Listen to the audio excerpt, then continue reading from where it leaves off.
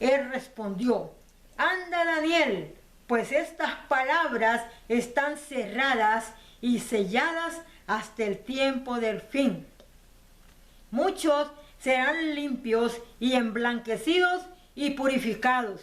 Los impíos procederán impíamente y ninguno de los impíos entenderá, pero los entendidos comprenderán. Luego hay otro punto de la profecía que dice: y desde el tiempo que se ha quitado el continuo sacrificio hasta la abominación desoladora, habrá 1290 días. Cuando vemos días y vemos años, hay una gran diferencia, porque 1290 días equivale a 3 años con 7 meses. Y cuando vamos a 1335 días, que habla el verso 12, bienaventurado el que espere y llegue a 1335 días. Entonces estamos hablando de 3 años con 8 meses, 15 días. Y cuando nosotros hacemos el cálculo cronológico, estos 1335 días basados en el calendario gregoriano y aún en el hebreo, que también de repente para podernos entender tenemos que agarrar el día extra del calendario gregoriano y ubicarlo en el hebreo para que nos podamos entender y marcar una cantidad. Bien, entonces este día va a ser el 24 de enero, va a ser un cumplimiento del calendario gregoriano. El día 28 de enero viene el cumplimiento a manera de calendario hebreo. Estamos hablando de 2 fechas que están solamente separadas por 4 días. 24 de enero, 28 de enero. ¿De cuál año? 2022. Bien, esto sería solamente mirando hacia la profecía y basándonos en Daniel, de los varios puntos que ya anuncié, que es cuándo serían estas cosas, la dispersión del poder del pueblo santo, todas estas cosas serán cumplidas, y cuando la ciencia se aumente, y cuando y le dijo que estas cosas iban a ser cerradas y selladas, pero serían abiertas para este tiempo. Bien, y habla de más cosas, dice: y muchos de los que duermen en el polvo de la tierra serán despertados, unos para vida eterna y otros para vergüenza y confusión perpetua. ¿Por qué?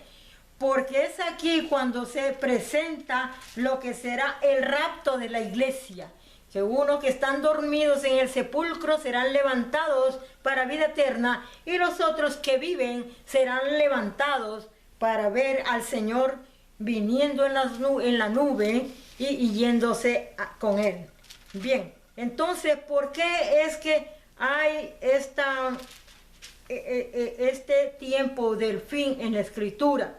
Porque es ahora el tiempo. Bien, ahora fíjese bien.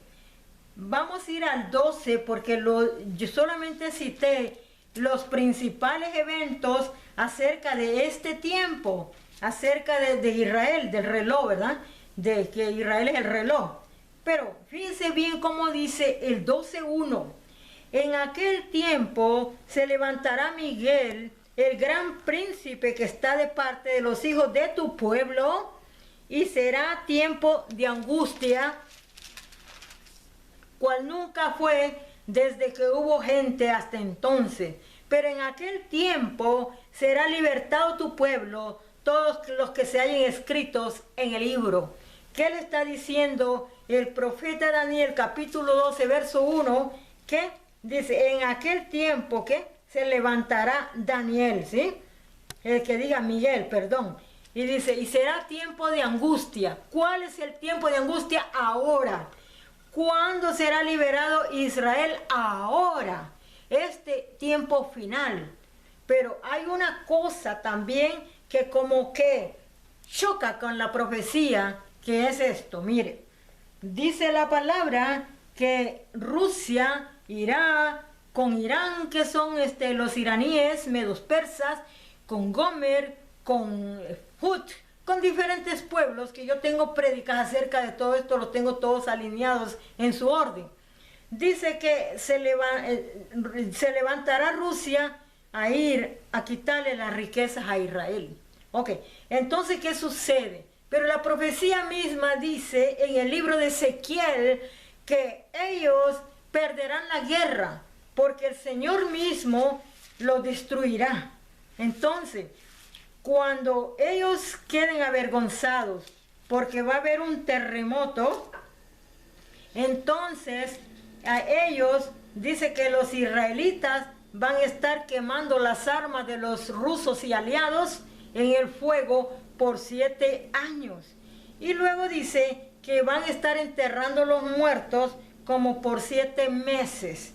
Entonces, esto es lo que le digo, que es una como piedrita que está ahí entre una profecía y otra. Porque si estamos ahora mismo en el tiempo de la gran tribulación, entonces en cualquier momento se daría esta guerra ruso-israelí. Pero recordemos que si la gran tribulación son 3 años y medio, pasaría de 3 años y medio otros 3 años y medio para que recojan ellos, para que sigan recogiendo las armas como leña y usándolas para el fuego. Entonces ahí es donde le digo que hay una puntita de lanza ahí con la profecía. Pero recordemos una cosa, que para el año 2033 el Señor Jesucristo tendrá 2000 años de que Él fue puesto en la cruz por nuestros pecados y fue que nos salvó. El gobierno de Roma, el gobierno de Israel, la gente, los sacerdotes, llevaron a la cruz al Señor Jesucristo en su odio hacia el Señor. Digo odio pero vamos a decirlo de otra manera, para que se vea diferente. Bien, si Israel vive en delitos y pecados, ¿cómo va a poder aceptar al Señor Jesucristo, que es el Salvador? Si una persona vive en delitos y pecados, entonces esa persona no puede entender ni oír la voz de Dios, la voz del Espíritu. Es por eso que ellos, en su humanidad carnal, animal y diabólica, ellos por eso hicieron eso con el Señor Jesucristo, porque ellos pensaban que al morir el Señor se acababa todo. Y el diablo riéndose con ellos ahí, pensando que destruía al Señor Jesucristo. Pero cuando el Señor se levanta al tercer día de entre los muertos, en victoria, a usted le da la oportunidad de decirle que no solamente hay vida física normal, natural, sino que hay vida después de la muerte, la vida eterna, la eternidad de un cuerpo que tiene una vida inmortal. El Señor Jesucristo no solo vino a regalarle a usted la salvación a través de su sacrificio, todavía vino a darle vida eterna, a bendecirlo y a salvarlo y a darle una oportunidad para que usted mire más allá de su vista en el orden espiritual. Es por eso que eso pasó con el pueblo israelí, no aceptando al Señor Jesucristo y más bien llevándolo a la cruz del Calvario. Toda la mayoría de ellos, excepto los apóstoles que caminaban con Cristo y grupos de cientos de personas. Pero recuerde que a veces las personas siguen a un líder y le creen a un líder. Pero una cosa es andar con el líder, comer con el líder, creerle al líder, pero otra cosa es creerle más allá de las palabras creer. En pocas palabras es, cuando usted se sumerge en la vida de Dios, a través de su palabra, a través de su espíritu, entonces usted sí puede estar entendiendo lo que ahora mismo yo estoy hablando. Es por eso que el pueblo de Israel no pudo entender esta razón de ser, de existencia eterna y de salvación eterna. Es por eso que el Señor todavía va a venir para ayudarlos en esta guerra que se avecina, que dice que habrá un gran terremoto y dice que ellos serán avergonzados, serán humillados los rusos cuando intenten terminar con Israel y sus cosas. Porque Dios le prometió a Israel el bendecirlo. Pero Israel caminó detrás de la bendición. Israel caminó detrás de las riquezas, pero no caminó detrás del Salvador para aceptarle y vivir para él. Porque ellos siguieron con sus rituales, que esos son ahora mismo una vergüenza delante de Dios y delante de la Escritura y delante de los que creemos en Cristo, porque sabemos perfectamente que los rituales el Señor los cumplió y se acabaron ahí los rituales, porque solamente era un medio de tapar el pecado, pero no de quitarlo, no de arrancarlo, no de destruirlo. Pero cuando vino el Señor a morir en la cruz, nos dio la oportunidad del perdón de nuestros pecados, y en ese momento es cuando la vida del ser humano comienza en una vida espiritual. Una vida no humana, carnal, diabólica, sino en una vida de Dios por el Espíritu. Las personas caminan en la calle. Las personas, usted les habla de Cristo. Pero cuando las personas no tienen un corazón para Dios, pasan desapercibida la palabra.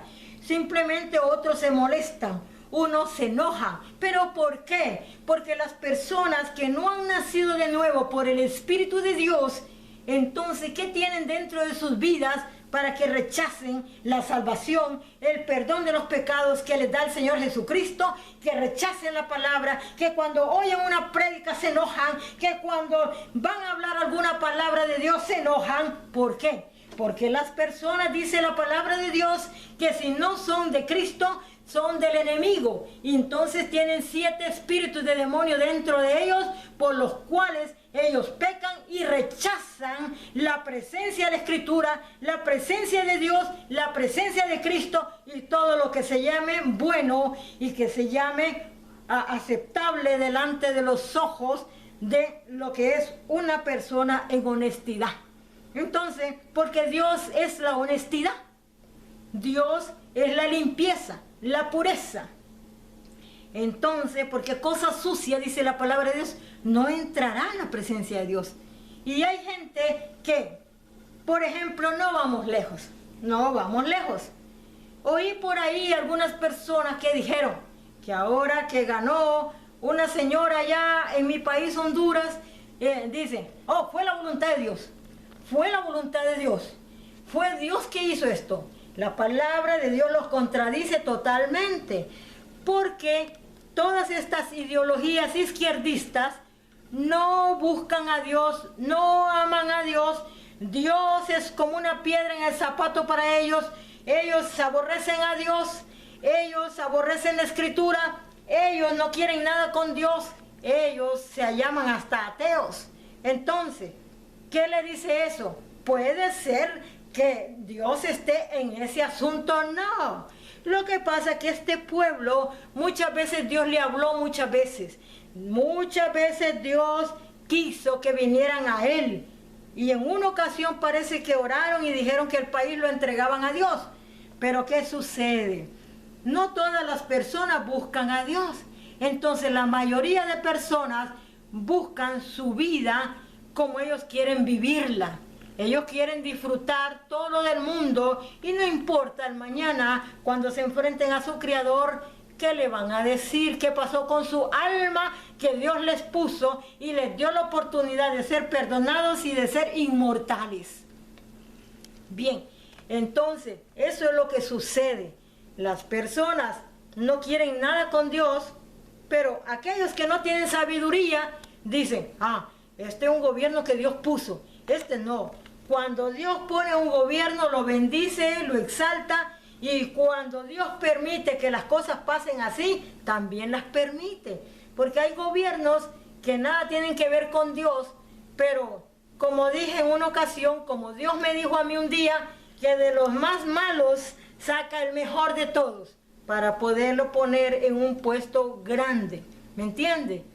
Eso es lo que sucede. No es que Dios es un alcahuete, no es que Dios no sabe lo que está haciendo. Claro que lo sabe. Él conoce, dice, el corazón del hombre que es perverso y mentiroso. Y Él lo conoce, pues Él lo puso. Él puso todas nuestras membranas, puso todo dentro de nosotros. ¿Cómo no va a saber Él quiénes somos o qué es lo que Él quiso hacer de nosotros? ¿Sí? Ahora, cuando yo hablo así, no es que yo esté, ¿cómo se llama? Hablando en contra de, no, nada que se parece, sino que simplemente estoy citando la Escritura de acuerdo a lo que se mira, a lo que se visualiza, que cuando la gente quieren buscar a Dios. Las personas pueden tener tesoros, pueden tener mucha riqueza y irse desnudos a la tumba. ¿Por qué? Porque no se pueden llevar lo que tienen aquí. Los poderosos no se podrán llevar nada. Solamente se llevarán su orgullo y su soberbia, los que son así. Y los otros que tienen y tienen los pies puestos sobre la tierra, pues son otro tipo de personas. Pero la palabra de Dios dice que si no viene la persona Cristo Jesús, pues no va a alcanzar el cielo. Simplemente no va a estar al lado de Cristo, sino que va a estar en el lugar que Él mismo quiso tener aquí en la tierra, y todo lo que sigue a ese acontecimiento será llevado en su ser delante de Dios. Cuando Dios se presente esa persona delante de Dios. Dios dice, fíjese bien una cosa, en el diluvio 8 personas entraron en el arca. Y de esas 8 somos multitudes ahora. Ahora bien, ¿será necesario que Dios entre toda la humanidad al cielo? Claro que sí, Dios lo está queriendo, pero la gente no lo está queriendo. Porque la gente busca la vanidad de la vida, busca, ni bien duermen cuando ya están pensando qué van a hacer, o dónde van a ir, o cuánto dinero van a ganar. Entonces la gente así vive. Y ese es el problema, que Dios no comparte esos pensamientos humanos, carnales, diabólicos, con el ser humano que está muerto en delitos y pecados. ¿Sí? Ahora bien, parece que me he extendido un poquito en este punto. Cuando yo le digo que ellos, que fíjese cómo va a estar este asunto tan terrible. Mire cómo va a estar esto. Fíjese, veamos. Mire espérame. Voy a ir al 17 del capítulo 38 de lo que sería, el 16, 38, 16, ¿sí? Pero fíjese, todos estos pueblos van a ir en contra de Israel, un montón de pueblos, pero Rusia va a la cabeza. Pero aún cuando vamos al 14, nos dice, por tanto, profetiza, hijo de hombre, y di a Gog, así ha dicho Jehová el Señor. En aquel tiempo, cuando mi pueblo Israel habite con seguridad, ¿no lo sabrás tú? Es ahora, ¿verdad? Vendrás de tu lugar, de las regiones del norte, tú y muchos pueblos contigo, todos ellos a caballo, gran multitud y poderoso ejército. Y subirás contra mi pueblo Israel como nublado para cubrir la tierra. Será al cabo de los días, y te traeré sobre mi tierra. ¿Quién trae a Rusia a Israel? Dios. ¿Por qué? Porque Dios le va a enseñar una lección a Rusia. ¿Sí? Para que las naciones me conozcan. Número 2. Cuando sea santificado en ti, oh Gog, delante de sus ojos. Así ha dicho Jehová el Señor. ¿No eres tú aquel de quien hablé yo en tiempos pasados por mis siervos, los profetas de Israel, los cuales profetizaron en aquellos tiempos que yo te había de traer sobre ellos? En aquel tiempo, cuando venga Gog contra la tierra de Israel, dijo Jehová el Señor, subirá mi ira y mi enojo. ¿Por qué? Porque Rusia tiene una cita con Dios por cuanto en su maldad le ha hecho mucho daño a muchos cristianos en Rusia y al pueblo de Israel sobre todo también. Porque he hablado en mi celo y en el fuego de mi ira, que en aquel tiempo habrá un gran temblor sobre la tierra de Israel, que los peces del mar, las aves del cielo, las bestias del campo y